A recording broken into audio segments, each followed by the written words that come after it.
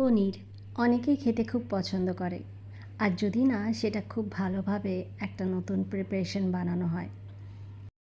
আজকের রেসিপিটা খুবই লোভনীয়। আমি এখানে দুটো পনির নিয়ে নিয়েছি, এটা ঘরে বানানো। আপনারা চাইলে কেনা পনিরও ইউজ করতে পারেন।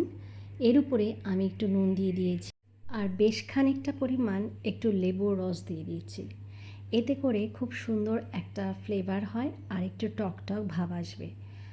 আপনারা চাইলে এখানে আমচুরও ইউজ করতে পারেন।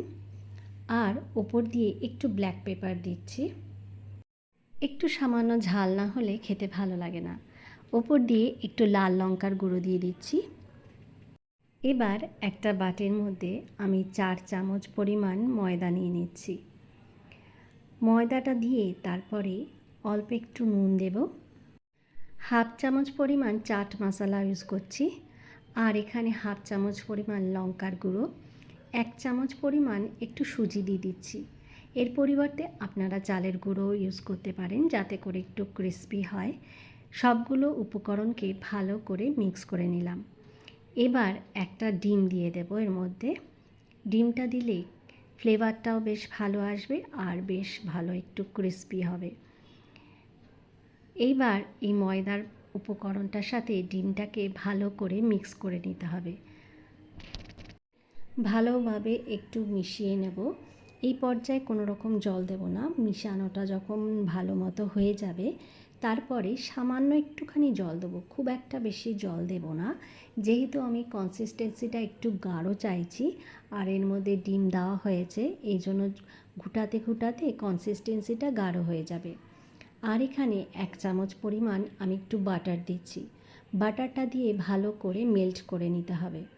এর ফলে টেক্সচারটা একদম স্মুথ হবে, ব্যাটারটাও খুব ভালো স্মুথ আর একটা সুন্দর টেস্ট বেরোবে এর মধ্যে দিয়ে।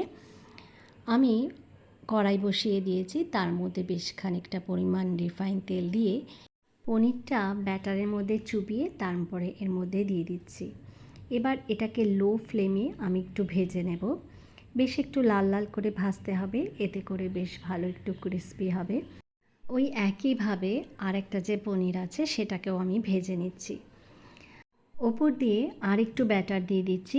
এর ফলে পাকোড়াটা বেশ সাইজে বড় হবে আর খেতেও বেশ ভালো লাগবে। খুবই সহজ পদ্ধতিতে আর অল্প উপকরণ দিয়ে এই রেসিপিটা বানানো যায়। আপনারা চাইলে এটা স্ন্যাক্স হিসাবে বা ব্রেকফাস্টে বা লাঞ্চে আপনারা এটা খেতে পারেন, বা সাইড ডিশ হিসাবেও এটা খাওয়া যায়। আর বাচ্চারা তো খেতে খুবই পছন্দ করবে। রেসিপিটা কীরকম হয়েছে অবশ্যই কমেন্ট করে জানাবেন। ভালো লাগলে লাইক শেয়ার করতে ভুলবেন না। আবারও নতুন নতুন রেসিপি নিয়ে আপনাদের সামনে হাজির হয়ে যাব।